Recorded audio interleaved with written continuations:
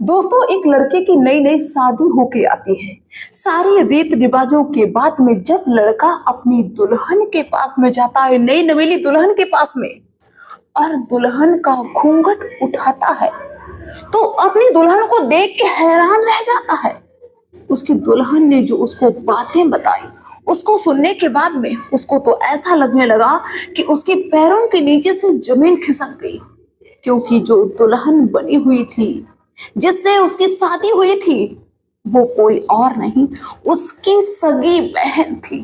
दोस्तों, वो लड़का भागते हुए अपने घर में जाता, सबको बताता है कि माँ, जिससे मेरी आपने शादी करा दी, ये मेरी बहन है। दोस्तों, जो भी सुनता है वो हैरान रह जाता है। आखिर में दोस्तों, ये जो बहन थी, जब इस लड़के की सगी बहन थी, तो इससे शादी कैसे हो गई? कहाँ थी ये लड़की और पता कैसे नहीं चला? शादी हो गई और शादी के बाद में पता चला ये उसकी बहन है। दोस्तों, कहानी बहुत ही इंटरेस्टिंग है। आइए सब कुछ बताते हैं कि कैसे एक बहन की शादी उसके भाई से हो गई, और जब भाई ने जान लिया, पूरे परिवार ने जान लिया कि हाँ, ये मेरी बहन है, ये मेरी बेटी है, इसके बाद आगे क्या होता है? तो बस थोड़ा सा समय निकालिए और इस कहानी को सुनिए, और आप लोग अपनी राय अवश्य रखिए। तो आप सभी का बहुत बहुत स्वागत है मेरे YouTube चैनल में एक और नए वीडियो में। दोस्तों, ये कहानी है उस समय की, जब इंटरनेट का दौर नहीं हुआ करता था, सोशल मीडिया का दौर नहीं था। दोस्तों, एक विजय सिंह नाम के व्यक्ति, जिनकी पत्नी का नाम श्यामा देवी था, इनके दो बच्चे थे, एक बेटा और एक बेटी। बेटा बड़ा था, बेटी का नाम मोहन था, बेटा 10 साल का था, और जो बेटी थी विजय सिंह की, वो 4 साल की थी, उसका नाम मंजू था। दोनों बच्चों का पालन पोषण विजय सिंह और उनकी पत्नी श्यामा बड़े अच्छे से कर रहे थे। 2 बच्चे थे तो भाई किसी भी चीज की कोई कमी नहीं रखते थे। जो विजय सिंह थे वो खेतों में काम करते थे और उनकी पत्नी घर में काम करती थी। छोटा परिवार था, सुखी परिवार था। दोस्तों, क्या होता है कि दशहरे का टाइम आ जाता है, नवरात्रि का टाइम आ जाता है। विजय सिंह के गांव से लगभग 20 किलोमीटर की दूरी पे मेला लगता है। गांव के सभी लोग, बच्चे बूढ़े, सब मेला देखने के लिए जाते हैं। तो विजय सिंह का जो बेटा था मोहन, वो अपनी माँ से जिद करता है कि माँ, हम भी मेला जाएंगे, सभी बच्चे मेला जा रहे हैं और आप मुझको मेला लेके नहीं जा रही हो। वो अकेले जाने की जिद करता है। तो मोहन की माँ कहती है कि बेटा रुक जाओ, हम पिताजी से बात करते हैं, पिताजी अगर कह देंगे तो तुमको मेला हम भेज देंगे। दोस्तों, श्यामा देवी शाम को अपने पति विजय सिंह से कहती है कि मोहन बहुत ज्यादा जिद कर रहा है मेला जाने के लिए, क्या मैं उसको मेला जाने दूं? बच्चा है, जिद कर रहा है। तो विजय सिंह कहते हैं कि भाई, बेटा भी छोटा है और घर परिवार का अगर कोई नहीं जाएगा, और मेला में इतनी ज्यादा भीड़ होती है, तरह तरह के लोग होते हैं, कहीं कुछ अनहोनी ना हो जाए, तो ऐसे अकेले मत भेजो। कल हम एक टेम्पो कर लेंगे और टेम्पो में सभी लोग, चारों लोग बैठ के चलेंगे, हम भी चलेंगे, तुम भी चलना, और बच्चों को भी ले चलेंगे, तो सब भाई एंजॉय कर लेंगे, मेला घूम लेंगे, इसके बाद वापस आ जाएंगे। दोस्तों, श्यामा देवी भी खुश हो जाती है और अपने बच्चों को बताते हैं कि बेटा, कल हम मेला घूमने चलेंगे, पिताजी कल टेम्पो कर देंगे। दोस्तों, अगला दिन आता है, विजय सिंह एक टेम्पो कर देते हैं और टेम्पो आ जाता है। टेम्पो में पूरा परिवार बैठ के मेला देखने के लिए चला जाता है। बच्चे बहुत ज्यादा खुश, बहुत ज्यादा एक्साइटमेंट उनके अंदर कि हम मेला देखने जा रहे थे। बच्ची छोटी थी लेकिन वो भी समझ रहे थे कि हम मेला देखने जा रहे हैं। जब ये मेला में पहुंचते हैं तो दोस्तों, मेला में इतनी ज्यादा भीड़ होती है, 20 गांव का आदमी, बहुत ज्यादा भीड़ होती है। तो ये एक दूसरे का हाथ पकड़ लेते हैं कि अपने बच्चों से कहते हैं विजय सिंह और श्यामा देवी की, बेटा मेरी उंगली को बिल्कुल भी छोड़ना नहीं, अगर छोड़ दिया तो तुम खो जाओगे। बच्चों को बार बार चेतावनी देते हैं और बच्चे जो भी चीजें लेते हैं, जो मांगते हैं, सब ये माता पिता देते जाते हैं, झूला झुलाते हैं। लगभग 2 बजे का टाइम था, तभी उस मेला में कुछ बदमाश घुस आते हैं और बदमाशों ने वहां पे फायरिंग कर दी। जब वहां पे फायरिंग कर दी तो वहां पे अफरा तफरी वाला माहौल हो गया, भगदड़ मच गई, और भगदड़ इतनी भयंकर तरीके से मची कि वहां पे बहुत सारे लोग मारे गए, चीख पुकार मच गई, धूल इतनी उड़ने लगी कि वहां पे ये भी ना पता चले कौन कहाँ पे है। जिसमें क्या होता है, विजय सिंह बेटे को तो मजबूती से पकड़े, लेकिन विजय सिंह की पत्नी अपनी बेटी को पकड़ी थी, जिसका नाम मंजू था, 4 साल की थी। वो बेटी हाथ से छूट जाती है उसी भगदड़ में। और इतनी धूल उड़ रही थी कि उनको पता ही नहीं चला, दिखाई नहीं कि बेटी उनकी किधर चली गई। धीरे धीरे वहां पे हड़कंप तो मचता ही चला जा रहा है, लोग परेशान, कोई किसी के ऊपर से निकल रहा है, कोई दुकानें तोड़ फोड़ डाल जा रहा है, कोई कुछ कर रहा, कोई कुछ कर रहा। पुलिस भी वहां पे पहुंच जाती है दोस्तों। देखते देखते शाम हो जाती है। अब बाकी तो सब जैसा तैसा, लेकिन जो विजय सिंह की बेटी थी 4 साल की, वो कहीं खो गई। अब ये माता पिता परेशान कि अब मैं बेटी को कहाँ ढूंढूं। एक तो यहाँ पे इतनी भगदड़ मच चुकी है, ऊपर से इतनी भीड़ है, और काफी लोग यहाँ से भाग भाग के जा भी चुके हैं, पता नहीं किसके साथ में चली गई।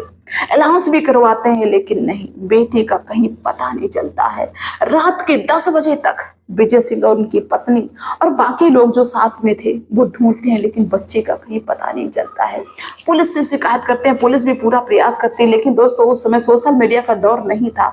आजकल तो ऐसा है कि भाई किसी भी कोने में चले जाओ तब भी पता चल जाएगा, लेकिन उस समय जो खो गया सो खो गया। अब ये जब माता पिता परेशान हो गए तो हार थक के घर वापस आ जाते हैं। उधर क्या होता है कि जो बेटी थी 4 साल की मंजू, वो रोती हुई मेला के एक छोर पे एक दुकान के पीछे खड़ी थी, रो रही थी, अपनी माँ को बुला रही थी। दोस्तों जो भी देखता है वो चुपचाप चला जाता, क्योंकि इतना भगदड़ मच चुका था कि किसी को कुछ समझ में नहीं आ रहा, कौन कहाँ छोटा कौन रो रहा, किसी को कुछ मतलब नहीं था। लेकिन वहीं से एक नवीन नाम का व्यक्ति गुजरता है और वो रोती हुई बच्ची को देखता है तो उसको तरस आ जाता है। वो समझ जाता है कि बच्ची अपने माँ बाप से भटक गई है। वो बच्ची के पास में जाते हैं नवीन, और उस बच्चे से कहते हैं कि बेटा तुम्हारे माँ बाप कहाँ हैं। तो बच्ची रोने लगती है 4 साल की। वो कहती पता नहीं, मिल नहीं रहे, मेरे पापा कहाँ चले गए, मेरी माँ कहाँ चली गई, मिल नहीं रही। नवीन अपनी पत्नी के साथ में थे और नवीन की भी एक बेटी थी जो 2 साल की थी। नवीन उस बच्ची को सीने से लगा लेते हैं और कहते हैं कि बेटा तुम ये बताओ तुम्हारा क्या नाम है। तो वो कहती है कि मेरा नाम मंजू है। नवीन कहते हैं तुम्हारे पापा का क्या नाम है। तो वो 4 साल की बच्ची अपने पापा का नाम नहीं बता पाती है, क्योंकि दोस्तों इस समय बच्चे बहुत ज्यादा इंटेलिजेंट हैं, उस समय इतने इंटेलिजेंट नहीं होते थे 4 साल की उम्र में। तो बच्ची कहती है मुझे अपने पापा का नाम नहीं पता, ना माँ का नाम पता, ना पिता का, ना गांव, ना कुछ भी। जब उस बच्ची को कुछ मालूम नहीं होता है तो वो कहाँ पे छोड़ दे। उनको तरस आ जाता है कि छोटी बच्ची पता नहीं कहाँ चली जाएगी। वो नवीन उस छोटी बच्ची को अपने साथ ले जाते हैं और काफी दिनों तक प्रयास करते हैं कि इस बच्ची का पता लग जाए कि इसके माँ बाप कौन है, कहाँ की रहने वाली। लेकिन भाई मेरे बिल्कुल पता नहीं चलता है। तो धीरे धीरे पहले तो बच्ची बहुत रोती है, इसके बाद में वो उन्हीं लोगों के साथ में हिल जाती है। नवीन उस बच्ची का पालन पोषण करने लगते हैं अपनी बच्ची की तरह। अब ये बच्ची 4 साल की, उनकी एक बच्ची 2 साल की जिसका नाम सालू था। इन बच्चियों का लालन पालन, पढ़ाई लिखाई बड़े अच्छे तरीके से नवीन करते थे। दोस्तों देखते ही देखते समय गुजरता चला जा रहा है। ये बेटियां 12 और 14 साल की हो जाती हैं, पढ़ती हैं, स्कूल जाती हैं। अब ये जो मंजू थी ये अपने माता पिता उन्हीं को समझने लगी, नवीन और उनकी पत्नी को। धीरे धीरे क्या होता है कि ये बेटियां दोनों बड़ी हो जाती हैं और नवीन को इनकी शादी की चिंता होने लगती है। नवीन सोचते हैं कि ये जो बेटी मंजू है इसकी पहले शादी करें, इसके बाद में जो छोटी है सालू उसकी शादी करेंगे। वो लड़का ढूंढने लगते हैं जब उस बेटी की पढ़ाई पूरी हो जाती है। इधर दोस्तों क्या होता है कि ये जो विजय सिंह और श्यामा देवी थे, इन्होंने अपनी बेटी की पहले तो बहुत खोज की, इसके बाद में जब अता पता नहीं चला तो इन्होंने उम्मीद छोड़ दी कि अब मेरी बेटी हमें नहीं मिलेगी, अब जो भगवान को मंजूर है वही होगा। दोस्तों समय गुजरता जाता है। इनका बेटा जो मोहन था वो समझता था कि मेरी बहन मेले में खो गई, लेकिन कर क्या सकता था, पढ़ता लिखता है, धीरे धीरे वो भी बड़ा हो जाता है। यहाँ तक कि दोस्तों वो जो मोहन था वो शादी के योग्य हो जाता है। अब भगवान की करिश्मा आप देखना कि कैसे भगवान बिछड़ों हुओं को मिलाता है। वो जो नवीन थे वो लड़का देखते देखते उसी गांव में पहुंच गए जिस गांव में वो विजय सिंह रहते थे। किसी ने बताया कि विजय सिंह का लड़का है, बहुत अच्छा है, बहुत हैंडसम है और अच्छी खासी उसके पास में पढ़ाई लिखाई है, अच्छी डिग्री है। नवीन उसी के दरवाजे पे पहुंच जाते हैं और अपनी बेटी के बारे में बताते हैं कि मेरी बेटी बहुत सुशील है, पढ़ी लिखी है, ऐसे है वैसे। लेकिन ये उन्होंने बिल्कुल नहीं बताया कि ये बेटी मुझे कहीं पे मिली हुई थी। दोस्तों उस समय बेटियां देखी भी नहीं जाती थी। जब अपनी बेटी के बारे में ये तारीफें करते हैं तो विजय सिंह तैयार हो जाते हैं शादी के लिए, ठीक है, और शादी की डेट सब कुछ फिक्स हो जाते हैं। यहाँ तक कि दोस्तों वो शादी वाला दिन भी आ जाता है और बारात पहुंच जाती है वहां पे जहां पे नबीन रहते थे। वहां धूमधाम के साथ में तैयारी होती है, बारात पहुंचती है, बारात का स्वागत होता है, शादी हो जाती है। और उस लड़की को, उस मंजू को ये तो मालूम था ही नहीं कि मेरा घर कहाँ था, मेरे पिताजी का नाम क्या था। बस उसको ये मालूम था कि यहाँ हम मेला में अपने माँ बाप से बिछड़ गए थे। दोस्तों घर में दुल्हन पहुँचती है, घर में बड़ी ही रौनक है, चहल पहल है।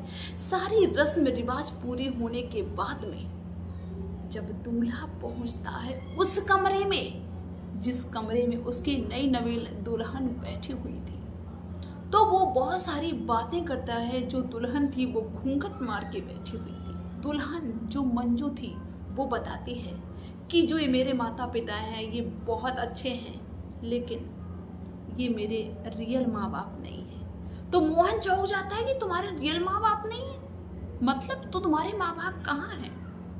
तो मंजू कहती है कि हम बहुत छोटे थे, 4 साल के थे, तब हम अपने माँ बाप से मेला में बिछड़ गए थे। मेरे माँ बाप मुझे मिले नहीं दोबारा, और जिनके साथ में हम रहते हैं, जो ये मेरे पिताजी हैं जिन्होंने मुझे पाला, ये मुझे अपने साथ ले गए थे। मेरे माँ बाप ढूंढने के लिए उन्होंने बहुत कोशिश की, लेकिन वो नहीं मिले, और मुझे अपने घर का नाम भी नहीं मालूम था, पिताजी का नाम भी नहीं मालूम था, जिसकी वजह से मैंने कुछ नहीं बता पाया, और हम बिछड़ गए और हम इस तरह वहाँ पे रहे। उन्होंने मेरा पालन पोषण किया, पढ़ाया लिखाया बहुत अच्छी तरीके से, और आज मेरी शादी भी बड़े धूमधाम के साथ में कर दी, एक अच्छे घर में।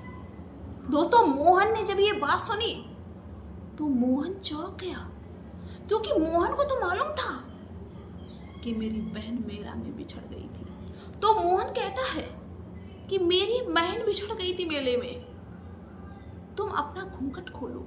मेरी बहन के दाएं गाल पे तिल था, देखी क्या तुम्हारे भी तिल है?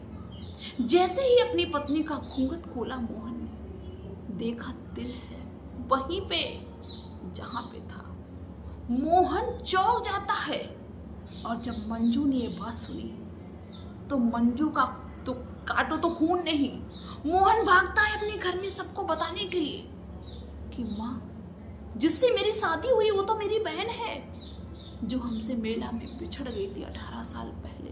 जब माँ ने, पिता ने, सबने बात सुनी तो सब दौड़ के आए, पूछा। इसके बाद वो तिल भी देखा जहाँ पे उनकी बेटी का था। दोस्तों सभी लोग हैरान रह जाते हैं, और ये सूचना मंजू के पिताजी को भी दी जाती, जिन्होंने पालन पोषण किया था, नबीन को दी जाती, वो लोग भी आ जाते हैं। अब भाई सब लोग बहुत ज़्यादा हैरान, एक तो खुशी का माहौल, दूसरा ये कि भाई के साथ में शादी हो गई, 7 फेरे पड़ गए, अब क्या होना चाहिए? और बहन बिछड़ी हुई इस तरह मिली, इस तरह भगवान ने मिलाया, घर में खुशी की लहर दौड़ गई। तो अब भाई कहता है कि कोई बात नहीं, जो हुआ सो हुआ, लेकिन मेरी बहन मुझे मिल गई। मेरी बहन से ज़्यादा ये शादी का रिश्ता मायने नहीं रखता है, जो हुआ सो हुआ, लेकिन ये मेरी बहन है। इसको हम पत्नी, बेशक अनजाने में मेरी पत्नी बन गई, लेकिन हम पत्नी थोड़ी बनाएंगे, मेरी बहन है। बहुत ज़्यादा सब खुश होते हैं।